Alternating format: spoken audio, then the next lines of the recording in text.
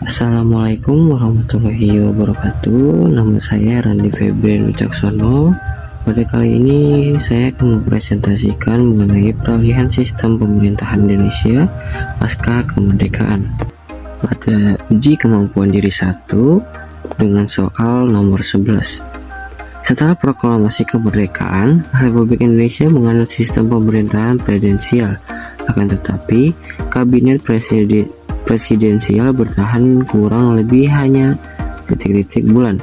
Sebab sejak 14 November 1945 hingga 29 Januari 1948, Indonesia menerapkan sistem parlementer A 1,5, B 2,5, C 3,5, D 4,5, dan E 5,5. Dan jawabannya adalah C. Pendahuluan. Setelah proklamasi kemerdekaan pada 17 Agustus 1945, Indonesia awalnya menganut sistem pemerintahan presidensial. Namun sistem ini hanya bertahan hingga 14 November 1945 ketika Indonesia mulai menerapkan sistem parlementer dengan diangkatnya Sultan Syahrir sebagai Perdana Menteri pertama. Dengan demikian, kabinet presidensial bertahan dari 17 Agustus 1945 hingga 14 November 1945, yaitu sekitar 3 bulan atau 3,5. Maka dari itu jawabannya adalah C. Sebelum itu, apa sih kabinet presidensial?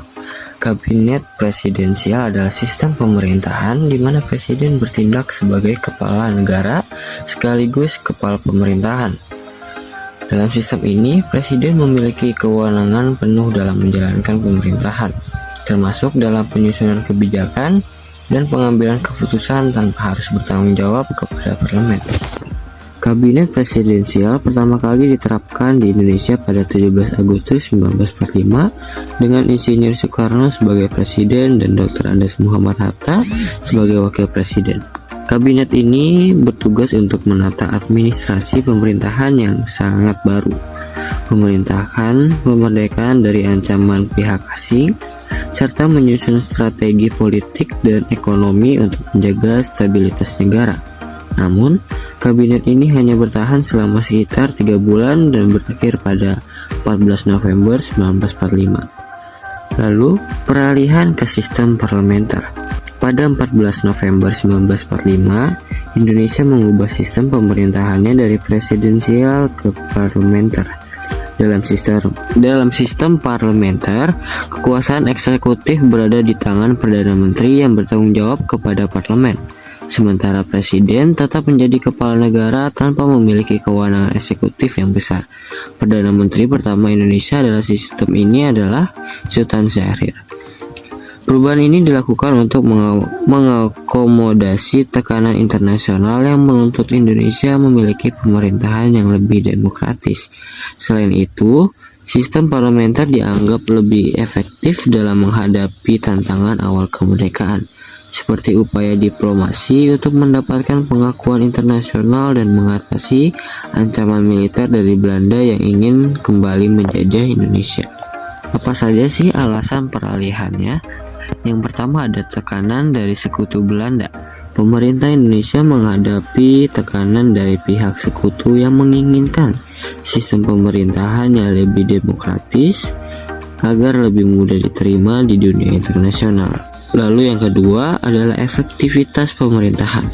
Sistem parlementer dianggap lebih fleksibel dan lebih cepat dalam mengambil keputusan karena kebijakan langsung dikendalikan oleh Perdana Menteri yang bertanggung jawab kepada parlemen. Lalu yang ketiga adalah diplomasi dan pengakuan internasional. Untuk mendapatkan pengakuan dari negara lain, Indonesia harus menunjukkan bahwa pemerintahannya bersifat demokratis dan memiliki struktur yang jelas. Lalu yang keempat, kebutuhan stabilitas politik.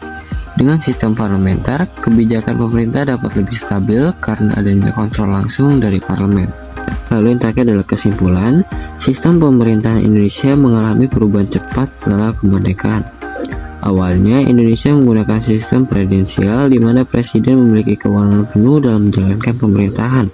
Namun, karena berbagai faktor politik dan tekanan internasional, sistem ini diubah menjadi sistem parlementer pada 14 November 1945. Perubahan ini dilakukan untuk menyesuaikan dengan dinamika politik saat itu dan agar Indonesia mendapatkan pengakuan dari dunia internasional. Sistem parlementer bertahan hingga 1949 sebelum kembali mengalami perubahan dalam sistem pemerintahan di tahun-tahun berikutnya. Mungkin itu saja yang bisa saya sampaikan. Kurang lebihnya mohon maaf. Wassalamualaikum warahmatullahi wabarakatuh.